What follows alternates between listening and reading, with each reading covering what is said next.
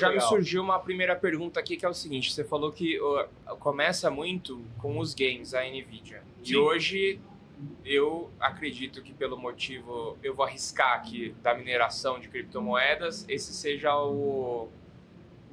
acabou sendo o maior mercado, talvez? Ou não? Acho que não.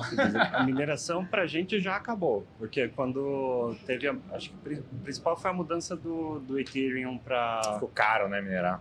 Daí não vale mais a pena. Tá. Então, assim, o nosso público, né, principalmente a gente que é da parte de consumer, né, GeForce, é gamer mesmo. A gente já tem, nas últimas estatísticas que a gente puxou, mais de 100 milhões de usuários com RTX. Caraca. Ah, que legal. Comenta aí, coloca aí no chat aí, se você tem uma placa de vídeo, pergunta óbvia, né? E qual que você tem? Quero saber. Mas não teve um momento que os mineradores atrapalharam um pouco o mercado, até de, tipo assim, deixar escasso, o produto acabou tendo que ficar mais caro? Sim, não rolou nossa, esse movimento? Foi, eu lembro que durante o lançamento da série 30, que foi ali no meio da pandemia, né, 2021, 2? A gente lançou em 22. É. 22. Foi terrível. Tipo, as placas já chegaram custando 2, 3 vezes o que deveriam, né, no lançamento já. E aí estava complicado mesmo. Pouca disponibilidade, né, os preços absurdos. Então, quem só queria jogar estava realmente complicado. Tanto que a gente fez uma série de ações, a gente tomou várias medidas para remediar essa questão, né? A gente lançou as placas LHR, que elas tinham um desempenho para mineração limitado, justamente para torná-las menos interessantes para os mineradores, além também de limitar a quantidade de vendas, né, uma por CPF, alguma coisa assim, justamente para que quem quisesse jogar tivesse como comprar com um preço, né, mais realista. Mas me explica um pouquinho, porque até para o público que não sabe, vocês não vendem de fato a placa, né? Como que funciona esse mercado? Na verdade, assim, a NVIDIA é responsável pelo chip gráfico que está ali dentro da placa, seja da placa de vídeo que vai num desktop ou do notebook com uma placa de vídeo. A Uma NVIDIA TV, no fornece, caso, né? Exato, o chip gráfico, e esse chip a gente vende para os fabricantes, e aí o fabricante vai lá e constrói a sua própria placa, e aí essa placa que vai chegar no usuário final, ou um notebook, um parceiro nosso, uma Dell, Lenovo, Acer, compra da gente o chip gráfico, integra no notebook, e é assim que o produto chega de fato para o usuário final. Por isso existe tantas marcas assim de placa de vídeo, né? Porque não Exatamente. existe uma oficial NVIDIA, são vários parceiros. A gente tem os nossos parceiros oficiais que a gente trabalha aqui no Brasil. A gente tem hoje 9 parceiros oficiais para desktop. Tem lá no nosso site a lista de parceiros oficiais. Esses são os caras que trazem o produto aqui através dos canais, dos nossos parceiros também de canal, que comercializam essas placas.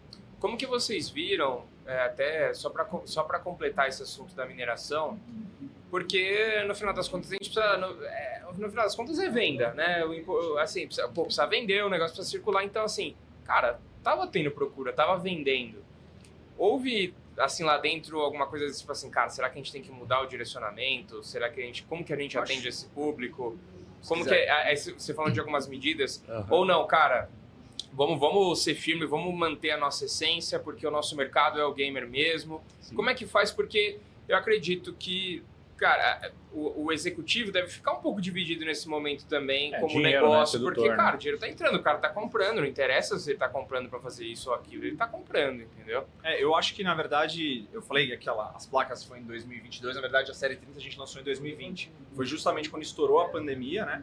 Então você tinha dois fatores, a mineração crescendo e demandando placa, só que ao mesmo tempo, no mesmo momento que explode, o pessoal ficar em casa e cada vez o pessoal querer jogar mais. Hoje, se a gente pegar dados da Newzoo, que é uma empresa do setor de pesquisa, hoje eles dizem que aqui no Brasil temos mais de 100 milhões de pessoas que jogam, né? Não só no computador, jogam em console, em celular, etc., mas é um público enorme. E na pandemia a gente viu um crescimento muito grande desse público de jogadores. Então, juntou a demanda da mineração com a demanda de novos jogadores e pessoal jogando mais, etc., e de fato teve uma falta aí de produto.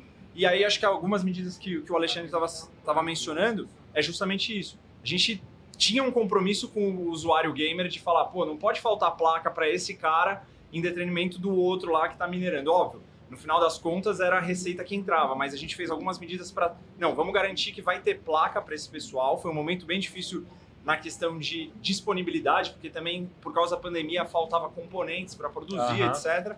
Então a NVIDIA falou, não, isso aqui é parte da nossa essência, a gente tem sim que priorizar o público gamer, e foi aí que a gente fez algumas ações para garantir que esse público tinha o produto. Lembrei que a gente lançou uma série específica para mineração. Exato. Né? As placas eram Nossa, eu já até esqueci. Mas assim, elas não eram GeForce. Eram placas específicas para mineração. Então elas não tinham, por exemplo, conector de monitor. Não tinha nada. Ela era só para isso. Legal. Elas eram vendidas especificamente para isso, justamente para não afetar o canal, né, de distribuição de GeForce.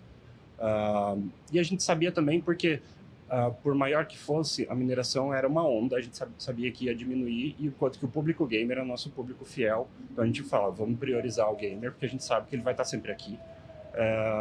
E houve outras, né? Essa foi a terceira onda de mineração. A primeira foi a do Bitcoin, depois foi a dos altcoins, né? As outras moedas, e essa terceira foi do Ethereum e algumas ali parecidas. Pode que haja outras, mas a ideia é que a gente, como o Rafa falou, não era uma questão de quanto vai vender, porque a gente estava limitado pela produção. Então a gente falou, é melhor que, já que está tudo vendido, vamos priorizar o nosso público, né? Que a gente sabe que está comprando porque ele quer, não é simplesmente uma oportunidade de investimento ou coisa parecida. Então foi por isso que a gente tomou essas medidas.